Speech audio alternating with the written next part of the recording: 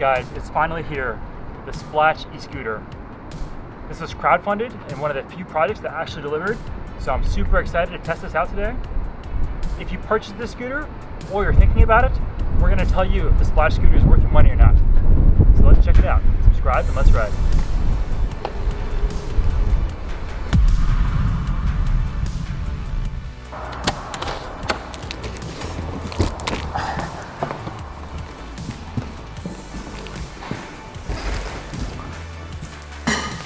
All right guys, we just got it in. We got the Splach Ultra Smooth Suspension Hot Hatch e-scooter. And I imagine it's like riding like flying, because who doesn't want to be riding like flying? So let's open it up.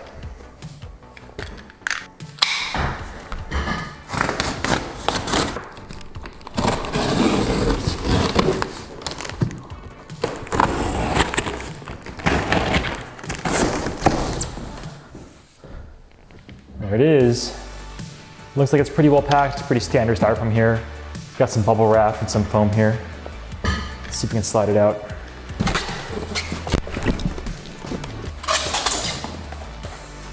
Got some pretty standard stuff here. Got the manual, got the standard kind of tool set, that hex key, and a charger.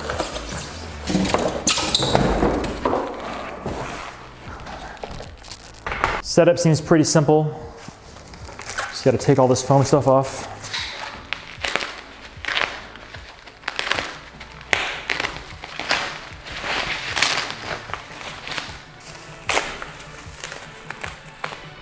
So there's really not a lot to it. You just basically set up the handlebars here, just twist them tight, pretty standard mechanism. You can adjust the height, which is pretty nice.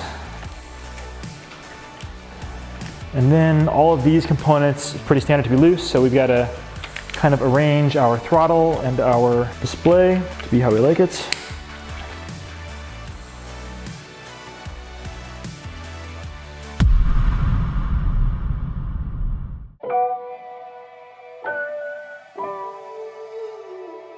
Let's check out some ride footage while we talk about the Splach scooter. As always, we'll give an unbiased and unsponsored review of this portable electric scooter. Let's get into what the Splach is, the features, performance specs, positives, and the negatives. Later on, we're going to show you some performance tests as well as a range test. So Splach recently completed a successful Indiegogo campaign, raising nearly $500,000 to deliver scooters to 600 people. Pretty impressive results, and even more impressive considering they were able to deliver scooters within 4 months of closing their crowdfunding campaign. The Splach scooter comes in 2 different flavors, the Turbo for faster speeds and the Ranger for longer distances.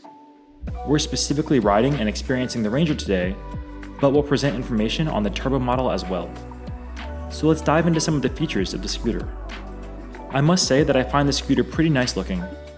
It's got these beautiful orange accents on the Ranger and the same, but blue on the Turbo.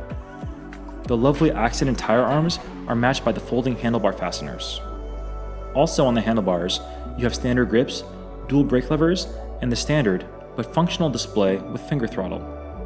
The display will control the various lights and settings of the scooter. You've also got the typical key and voltage indicator, which is a nice little bit of anti-theft. The Turbo scooter comes with a different throttle, along with a key card instead of a key. I'm actually not sure which one I like better, but both are pretty cool. Down the stem you've got a pretty nice set of LED lights, along with front and rear lights as well. I love all of these lights, they're important for being seen at night. The charge ports are located at a pretty interesting area. There's 2 of them for faster charging, and they're both on top of the deck. I actually like this because it makes it very easy to see the proper orientation of the plug. It might save you a few seconds each time you charge. The deck is nice and wide and plenty comfortable for me at 6 feet tall. The rear footrest is also a very nice touch. It looks great, is super sturdy, is a great place to lift the scooter by or rest your rear foot on while riding. We've got both front and rear mudguards to keep you dry as well. The scooter also folds down quite nicely, and it's really easy to do. You collapse the handlebars by untwisting the orange fasteners. The stem also collapses down a bit to shorten the scooter length. The distinctive orange folding lever is easy to use, and the stem locks folded, allowing for easy carrying. The scooter also rocks a really tunable and nice suspension. It definitely helps soak up the bumps in the road and makes for quite a nice riding experience.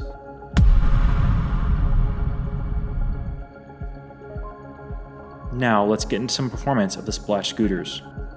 The Ranger model is powered by a 36-volt 500-watt motor, while the Turbo model is powered by a 52-volt 800-watt motor. This leads to a claimed top speed of 25 miles or 40 kilometers per hour on the Ranger and 28 miles or 45 kilometers per hour on the Turbo. The Turbo model is faster, but it won't go as far, and this is primarily due to the battery configuration. The Ranger has an 18.2 amp-hour battery or 650 watt-hours, and the Turbo has a 10.4 amp-hour battery or 540 watt-hours. This battery is going to give you a claimed range of 37 miles or 60 kilometers on the Ranger and 22 miles or 35 kilometers on the Turbo. Claimed numbers from the manufacturer are great and all, but what really matters is real-world performance. So what kind of performance did we see in our tests? Let's take a look at some GPS data that we recorded from the run. Even though GPS data is generally one of the most accurate ways to measure speeds when riding, it's still not fully accurate, and I think there was some drift here. So as seen, our top speed is roughly 28 or 29 miles per hour going downhill. Gravity makes that pretty easy though, so the real indicator of performance is our average flat ground speed. On flat ground, it seems our average speed was around 19 to 21 miles per hour.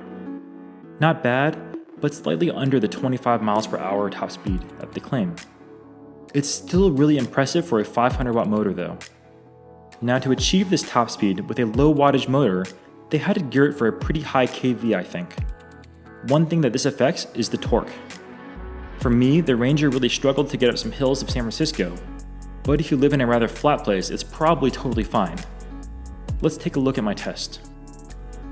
Alright guys, we're at a small little hill here, and we're going to see if the Splach scooter has enough torque to make it up.